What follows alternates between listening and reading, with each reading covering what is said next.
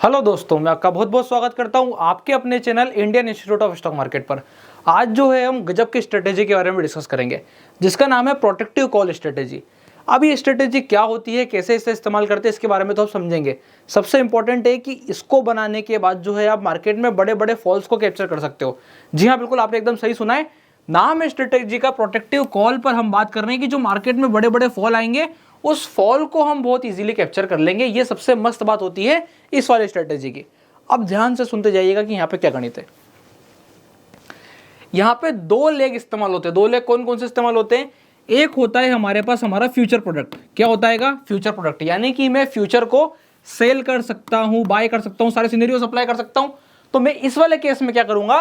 Future को cell करूंगा। ठीक है, अब इस स्ट्रेटेजी को प्रोटेक्टिव कॉल क्यों बोला जाता है? यहाँ पे मैं कॉल को प्रोटेक्टिव क्यों बोलता हूँ? कॉल को प्रोटेक्टिव में इसलिए बोलता हूं क्योंकि जब मैं फ्यूचर सेल करता हूं तो उसके साथ में साइमल्टेनियसली मैं कॉल को बाय करता हूं। अब ऐसा क्यों करता हूं, इसके बहुत सारे कारण आते हैं और मैं आपको वो कारण पूरे प्रॉपर तरीके से समझाऊंगा। आप इस वीडियो को पूरा एंड तक देखिएगा, आप समझ जाओगे कि क्यों हमें फ्यूचर शॉर्ट करने पर कॉल को बाय करना चाहिए। और ऐसा करने के लिए ही जो है कॉल और पुट ऑप्शंस बनाए गए हैं। लोगों को लगता है कॉल पुट ऑप्शन का मतलब सिंपल सीधा सा है कि कॉल को बाय करा, मार्केट ऊपर गई और वाह पैसा आ गया, पुट को बाय करा और मार्केट नीचे गई और पैसा आ गया। तो ऐसे सिनेरियो से कॉल पुट का इस्तेमाल नहीं किया जाता है। ऐसे केस में बड़े फंड्स को यूज करने के लिए, सही तरीके से डायरेक्शन को कैप्चर करने के लिए, और अगर आपका व्यू मार्केट पर सॉलिड है तो सॉलिड व्यू पर कम रिस्क पर कम कैपिटल पर ज्यादा रिटर्न बनाने के लिए जो है ऑप्शन का इस्तेमाल करते हुए हम कॉल ऑप्शन को बाय करते हैं। क्या कंडीशन बनेगी? कंडीशन जो कुछ भी बनेगी आपको चार्ट पर दिखाई देगी, उसके अकॉर्डिंग आपको रिएक्ट करना होता है। अब मैं आपको यहाँ पे सीधा सीधा ट्रेडिंग व्यू के चार्ट पे लेके चल रहा हूँ। काहे के लिए? ताकि आप चल करके ये समझ पाओ कि क्यों यहाँ से मुझे फ्यूचर को शॉर्ट करना और कॉल ऑप्शन को बाय करना है। क्या वो करेक्ट टाइम आ चुका है? क्या इस वक्त मार्केट में वो फॉल की स्थिति बनने वाली है? इसके बारे में अपन अभी डिस्कस करेंगे। तो अब जो है अपन यहाँ पर निफ्टी के चार्ट पे आ गए। निफ्टी के कौन से चार्ट पे? निफ्टी के हम 1D चार्ट पर हैं। पहले आप ध्यान से एक बार निफ्टी को देखो, निफ्टी क्या कर रही है। निफ्टी ने एक बढ़िया से रैली ऊपर की साइड करी। मैं आपसे क्या बोल रहा था कि हमें एक ऐसा सिग्नल मिलना चाहिए जिसको जाकर के हम देखें और इस्तेमाल कर सके और क्या बना पाए? प्रोटेक्टिव कॉल वाला ट्रेड बना पाए। क्या वो कंडीशन आ चुकी है? तो ध्यान से आप देखिएगा, आपको यहाँ पे पैटर्न दिखाई देगा। इस वाले जोन में ढूंढिए, कोई सेलिंग पैटर्न दिखाई देता है? नहीं दिखाई देता। इवन यहाँ पर हमें कैंडलस्टिक पैटर्न में बुल काउंटर अटैक दिखाई देता है, जिसके ऊपर मैंने बहुत अच्छी वीडियो बनाई है, आप चाहें तो जाके उसे चेक कर सकते हैं। मार्केट फिर फर्दर ऊपर की तरफ मूव हुई, यहाँ पे फिर से वही बुल काउंटर अटैक बना, प्राइस ने फिर ऊपर की तरफ एक रिजेक्शन दिया। रिजेक्शन देने के बाद प्राइस ने ऊपर से वापस से उसे कलेक्टिवली जंप कर लिया। मतलब क्या हुआ? यहाँ पर फॉल तो बड़ा आया, पर वो फॉल इंट्राडे मोमेंटम में ही वापस से एब्जॉर्ब हो गया। जितनी भी सेलिंग हुई थी पूरी सेलिंग डे वाइज ही एब्जॉर्ब हो गई। ठीक है, आगे दिन प्राइस ने मूव किया और प्रीवियस डे हमको एक बड़ी रैली देखने को मिली जिसको मार्केट ने अगले दिन पूरा काउंटर कर दिया। यहाँ पर पूरा फुल काउंटर, और क्या पैटर्न बन गया है? यहाँ पर बियरिश इंगल्फिंग का पैटर्न बन गया है। अब यहाँ पे डाउट निकल के आता है कि क्या ये मोमेंटम कैरी फॉरवर्ड हो सकता है? जी हाँ, बिल्कुल हो सकता है। पर ऐसी सिचुएशन पे क्या हमें थोड़ा सा रिस्क को अवॉइड करना चाहिए? जी हाँ, बिल्कुल करना चाहिए। और वहां जाकर के हम लेकर के आते हैं हमारा प्रोटेक्टिव कॉल वाला हथियार। अब ध्यान से देखिए, कैसे बोल देंगे कि ये वाला मार्केट यहां तक आएगा। सिचुएशन बहुत ही क्लियर है। हम ऐसे बोलेंगे कि जब प्राइस इस वाले जोन के नीचे होल्ड करना शुरू करेगी, किसके नीचे? 24,400 के नीचे। अगर 2-3 दिन लगत निफ्टी क्लोज कर देती है तो हमें यहां से क्या कंडीशन मिल जाएगी कि प्राइस अब यहां से नीचे की तरफ करेक्शन लेगी। क्लियर है? ठीक है। अच्छा, यहां पर ऐसा हो सकता है कि प्राइस ऐसा आकर के ऐसा नीचे से रिजेक्शन ले ले और वापस से जंप करके चलना शुरू कर दे? बिल्कुल हो सकता है। ऐसे केस में मुझे अपने रिस्क को लिमिट करना है, और उस केस को लिमिट करने के लिए मैं यहां पर फिर से क्या लेता हूं? Protective call. तो अभी क्या कैसे ट्रेड बनेगा अभी मैं आपको ऑप्शन पे चल के समझा रहा हूं। पर अगर हम आज की सिचुएशन से बात करें, मैं चाहता हूं कि मैं ट्रेड में अर्ली जाऊं। अर्ली जाना है। देखिए, अभी सिचुएशन क्लियर नहीं कि फॉल आएगा, ऐसे छोटे मोटे फॉल आते रहते हैं। हो सकता है कल ही मार्केट ऐसा गैप अप करके वापस से ऊपर की तरफ खींच दे, ऐसी सिचुएशन भी बनती है।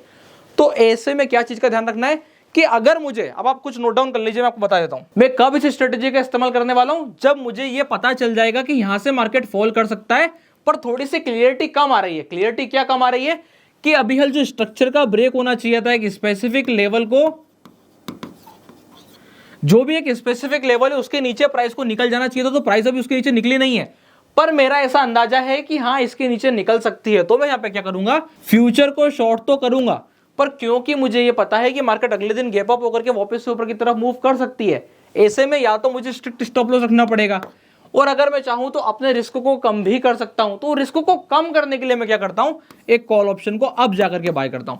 तो आई होप आप लोगों को समझ में आ रहा होगा यहाँ पर कि क्यों मैं फ्यूचर शॉर्ट करता हूं तो साथ साथ एक कॉल ऑप्शन लेता हूं। क्यों कॉल ऑप्शन लेना है तो समझ में आ गया।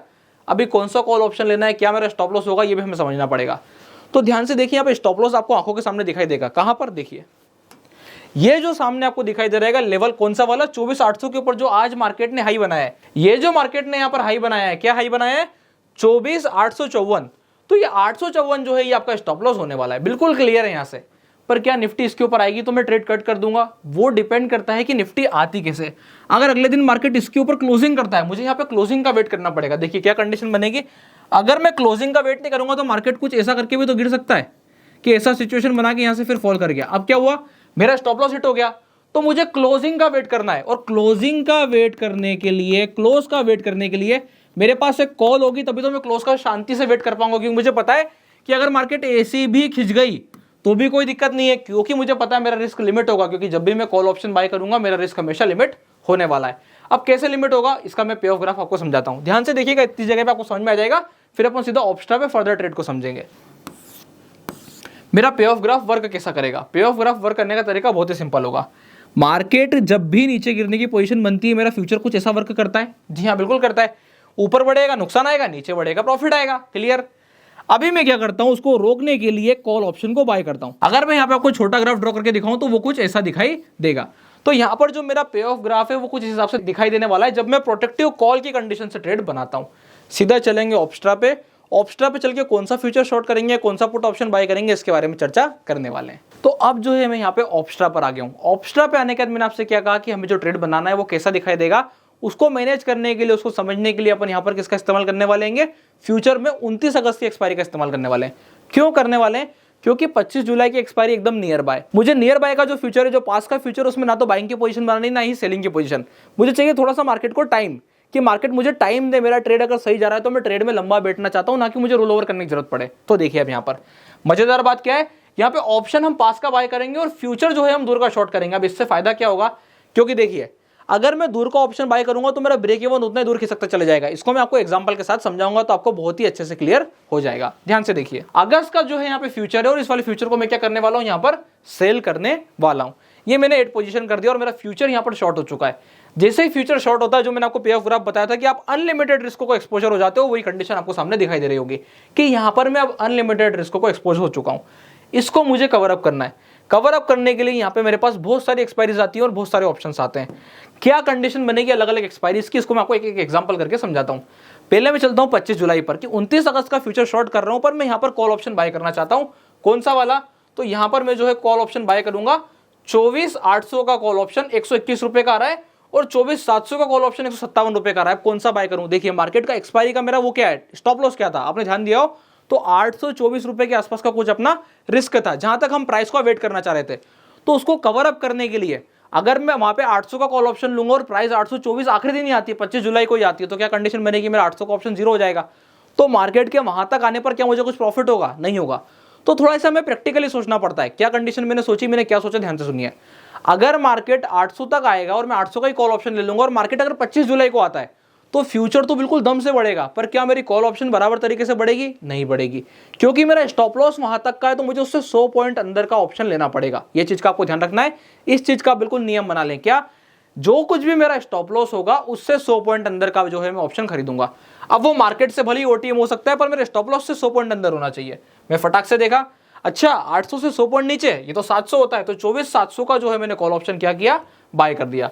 तो ये एक लॉट कॉल ऑप्शन में जैसे ही बाय करूंगा, यहाँ पर क्या कंडीशन बनेगी, आपको जो है यहाँ पर प्रॉफिट और लॉस के बारे में पता चल जाएगा, कितना आपका रिस्क होगा, कितना आपका मार्जिन होगा। इसके बारे में अपन अभी थोड़ी देर में डिस्कस करते हैं। क्या सिचुएशन बन रही है, मेरा कितना रिस्क है, 5,000 रुपए का मेरा रिस्क है। इसमें आपको मार्जिन बता देता हूँ, जो अपना इसमें मार्जिन लगने वाला है वो लगभग 20 से 22,000 रुपए के आसपास का मार्जिन लगने वाला है।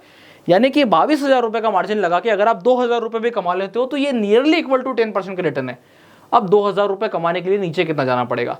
तो पहली चीज तो हमें पता है कि हम ट्रेड में अर्ली एंट्री कर रहे हैं। अगर मार्केट घुसी, अगर मार्केट नीचे गई तो बहुत ही लंबा जाएगी, और लंबा जाने में अगर मुझे फायदा उठाना है तो मेरे को एक चीज बिल्कुल क्लियर है कि मैं आराम से लंबे रिटर्न के लिए बैठ सकता हूं। मतलब यहाँ पर रिस्क मेरा 5,000 का है, पर प्रॉफिट में 10%, 15%, 20%, 30% तक के प्रॉफिट उठा सकता हूं इन्वेस्टेड कैपिटल पर। अब इन्वेस्टेड कैपिटल कितनी लग रही है, ये जो है 12,000 के आसपास बता रहा है। आपको ही समझना है कि आपको 20 से 22,000 रुपए बहुत इजीली यहां पर लग जाएंगे। अब देखिए, हम बोल रहे थे मार्केट 24,000 आ जाती है। इन दैट केस अगर मार्केट 24,000 आ जाती है तो यहां पर 12,500 रुपए का प्रॉफिट होगा। आप देखिए 22,000 रुपए लगा के आप 12,500 रुपए कमा रहे हो, मोर देन 50% का रिटर्न है। आप मान के चलिए लगभग 50% का रिटर्न है। तो मार्केट अगर यहां से सिर्फ 500 पॉइंट नीचे आती है तो आप 12,000 रुपए बना लोगे। क्यों बना लोगे? वो पैसा इसलिए बन जाएगा क्योंकि हमने जो कॉल ऑप्शन बाय किया है वो बहुत ही कम प्रीमियम का है, क्योंकि हमने पास का ऑप्शन बाय किया है। इस कंडीशन को मैं थोड़ा सा चेंज करके बताता हूं। अब चेंज इसमें क्या करना है, अगर मैं 29 अगस्त का ये ऑप्शन बाय कर लेता तो यहां पर मेरे को ब्रेक इवन बढ़ जाता। अभी देखिए ब्रेक इवन आप नोट डाउन कर लीजिएगा। आपका ब्रेक इवन क्या आ रहा है? आपका जो ब्रेक इवन है वो आ रहा है 24,502। जब तक मार्केट 502 के नीचे नहीं चले जाएगा आपको प्रॉफिट नहीं आएगा। कब? एक्सपायरी वाले डे के अकॉर्डिंग। अब यहां पर मैं कॉल ऑप्शन को चेंज करने वाला हूं। अब देखिएगा आपका क्या रिस्क बढ़ेगा।